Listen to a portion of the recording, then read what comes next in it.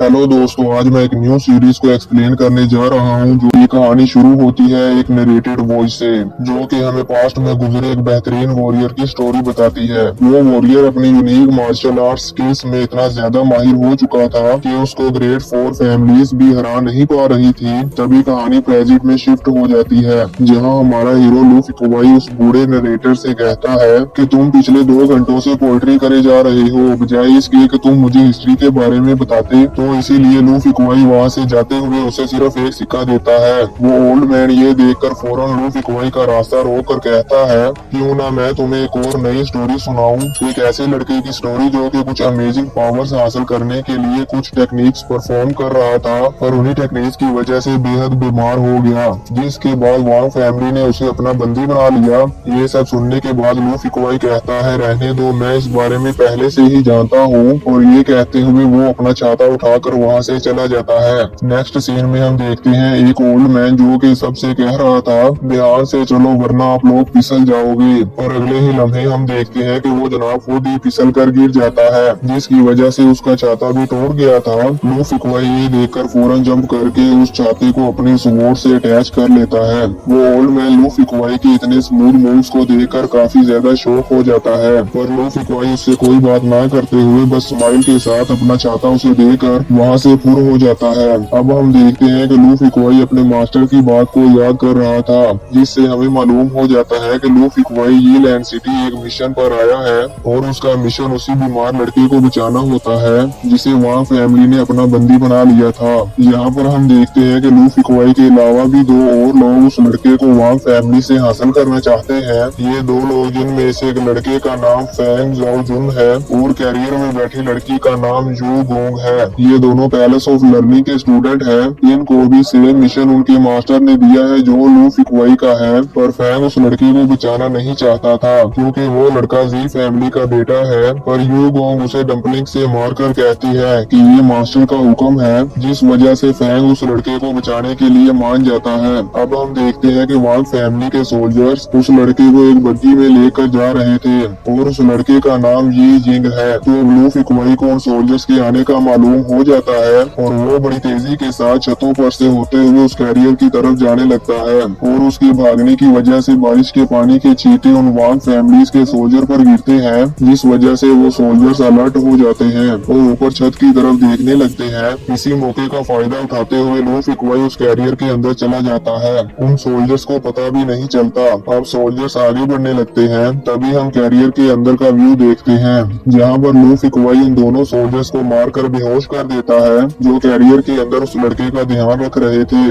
और इस लड़के का नाम है जी यिंग। और अब जी यिंग को भी होश आ जाता है, तो लूफी कुवाई उसके मुंह पर हाथ रखकर उसे चुप करवाता है और कहता है, शोर मत करना, मैं यहाँ तुमको बचाने के लिए आया हूँ। फिर हम नेक्स्ट सीन में देखते हैं कि फैंग अपनी कैरियर को वांग फैमिली के सामने लाकर खड़ा कर देता है और उनका रास्ता रोकता है। उसे देखकर वो सोल्जर्स भी अलर्ट हो जाते हैं और अपनी अपनी स्वॉर्ड्स बाहर निकाल लेते हैं। ये देखकर आसपास के लोग छुप जाते हैं, तो फांग बड़े स्टाइल के साथ कैरियर से नीचे उतरता है। तो वांग फैमिली के सोल्जर्स का लीडर उसे कहता है, तुम कौन हो और तुम्हारी हिम्मत कैसे हुई वांग फैमिली के कैरियर का रास्ता रोकने की, अपना नाम बताओ। तो फैंग कुछ कहने ही वाला होता है कि तभी यू गोंग उसे डंपलिंग मारती है और कहती है, तुम जो भी बोलने वाले हो सोच समझ कर बोलना। तो फैंग कहता है, ठीक है, और इसी के साथ वो उन सोल्जर्स पर हमला कर देता है। तो उन सोल्जर्स का लीडर उसका सामना करने लगता है, पर फैंग बहुत ज्यादा पावरफुल है और वो लीडर उसके 2 वारों को भी रोक नहीं पाता और पीछे आकर गिरता है। तो फैंग उसे बताता है कि मैं पैलेस ऑफ लर्निंग से हूँ और मेरा नाम फैंग है। उसकी ये बात लूफी कुवाई भी सुन लेता है और कहता है, पैलेस ऑफ लर्निंग, आखिर ये यहाँ पर क्यों आया है। और वो सोचते सोचते जी जिंग के ऊपर गलत जगह पर पाँव रख देता है। तो जी जिंग को इससे बहुत दर्द होता है और वो अपने आप को चिल्लाने से बहुत मुश्किल से रोकता है। उसकी ऐसी हालत देखकर लूफी फिकवाई उसे कहता है, बोलना मत, मैं तुमको यहाँ से बचा कर ले जाऊंगा। तो जी यिंग उसे इशारा करते हुए धीरे से बोलता है, तुमने मेरे ऊपर पाँव रखा है। तो ये देखकर लू फिकवाई जल्दी से अपना पाँव हटा लेता है और कहता है, सॉरी सॉरी, मुझे माफ करना। तो जी यिंग उसे कहता है, जल्दी करो और चलो यहाँ से। और फिर लू फिकवाई जी यिंग को अपने कंधे पर उठा लेता है। तो हम कैरेज के बाहर का सीन देखते हैं, जहाँ पर सभी सोल्जर्स फैंग का सामना करने के लिए उसे चारों तरफ से घेर लेते हैं। तो यू गोंग फैंग को कहती है, केयरफुल रहना। तो फैंग कहता है, आप मेरी फिक्र मत करो और जाकर जी यिंग को देखो। और फिर फैंग उन सोल्जर्स के साथ फाइट करने लगता है और उनमें बहुत जबरदस्त फाइट होती है। फैंग उन सब सोल्जर्स पर भारी पड़ रहा था और इनके दरमियान काफी अमेजिंग फाइट हो रही होती है। अब इस मौके का फायदा उठाकर लू फिकवाई जी यिंग को लेकर वहाँ से भागने लगता है। उसे वहाँ से भागते हुए फैंग भी देख लेता है और यू गोंग को बताता है कि जी यिंग भाग रहा है। तो अब जैसे ही लू फिकवाई जी यिंग को लेकर छत पर पहुँचता है, तभी उसके सामने एक लड़की आ जाती है।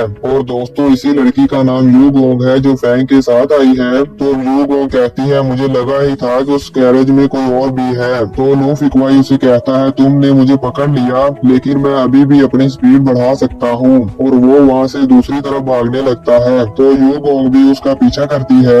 अब लू फिकवाई कुछ देर भागने के बाद जब अपने सामने देखता है, तो वो लड़की फिर से वहाँ पर उसके सामने होती है। तो अब लू फिकवाई अपने पास पड़े एक लकड़ी के पीस को किक मारकर उस लड़की की तरफ हिट करता है ताकि वो डिस्ट्रैक्ट हो जाए और लू फिकवाई यहाँ से भाग सके। पर वो लड़की उस लकड़ी के पीस को वापस लू फिकवाई की तरफ ही हिट कर देती है। तभी लू फिकवाई वहाँ से भागने लगता है और वो लड़की भी उसका पीछा करती है और उसके सामने आकर खड़ी हो जाती है और कहती है, तुमने अभी अच्छा मूव यूज किया, लेकिन फिर भी ये मुझसे बचकर भागने के लिए काफी नहीं है। तो लू फिकवाई मुस्कुराते हुए कहता है, अच्छा ये बात है, तो फिर तुम मेरी इस टेक्निक को देखो। और फिर वो बड़ी तेजी के साथ भागते हुए अपने बहुत सारे क्लॉस बना लेता है और यू गोंग के ऊपर से गुजर जाता है। यू गोंग ये समझ ही नहीं पाती कि इनमें से असली कौन सा है और यू गोंग हैरान होते हुए कहती है, ये लड़का जी फैमिली के कुंफू को जानता है। तो भागते भागते ये जिंग लू फिकवाई से कहता है, तुम हमारी फैमिली के कुंफू के बारे में कैसे जानते हो? तो लू फिकवाई उसे कहता है, मेरे मास्टर ने मुझे ये सिखाया है, उनकी फैमिली का नाम जी फैमिली है। और फिर लू फिकवाई जी जिंग की पावर को एब्जॉर्ब करने लगता है। तो जी जिंग उसे कहता है, क्या तुम मेरी पावर को एब्जॉर्ब कर रहे हो? तो लू फिकवाई उसे कहता है, मैं तुम्हें बचाने की कोशिश कर रहा हूँ, क्या तुमने नोटिस नहीं किया कि अब तुम बिल्कुल सही से बात कर पा रही हो?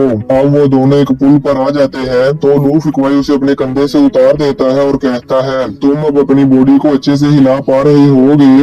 और कहता है, अब तुम शहर से बाहर आ गए हो और अब तुम सेफ हो। तो जी जिंग उसे कहता है, आज तो तुमने मुझे बचा लिया, मुझे बचाने के लिए तुम्हारा शुक्रिया। तो फिर लू फिकवाई उसकी तरफ एक लॉकेट जैसी चीज फेंकता है जिसे वो कैच कर लेता है। तो वो उसे देख कर कहता है, ये तो मेरे सेवंथ अंकल की है, क्या उन्होंने तुम्हें मुझे बचाने के लिए भेजा है? तो लू फिकवाई कहता है, हाँ। और फिर कहता है, तुम्हारे अंकल ने कहा था तुम्हें फैमिली को बचाना है, पर तुम्हें उसके लिए अब उस मार्शल आर्ट टेक्निक वाले पेज की जरूरत नहीं है, वो तुम मुझे दे दो। तो फिर जी जिंग अपने पाँव के पास से एक पेपर को निकालता है और उसे लू फिकवाई को दे देता है और कहता है, मेरे सेवंथ अंकल को बताना कि मैं उनसे बहुत निराश हूँ। और वहाँ से जाने लगता है। तभी वो पीछे मुड़ता है और लू फिकवाई से कहता है, तुम इस कुंफू को मत सीखना, वरना तुम भी मेरे जैसे हो जाओगे। फिर वहाँ से चला जाता है। लू फिकवाई उसकी ये बात सुनकर कुछ सोच ही रहा होता है कि तभी वहाँ पर फिर से वही लड़की आ जाती है और उसे कहती है, तुम्हारा वो क्लोन बनाने वाला मुंह काफी अच्छा था। तो लू फिकवाई उसे कहता है कि आखिर इतनी ज्यादा बारिश वाली रात में तुम मेरा पीछा क्यों कर रही हो? तो वो लड़की उसकी तरफ आने लगती है। तो लू फिकवाई उसे कहता है, तुम जिस लड़के को ढूंढ रही हो वो यहाँ पर नहीं है। तो वो लड़की कहती है, मैं उस लड़के को नहीं ढूंढ रही,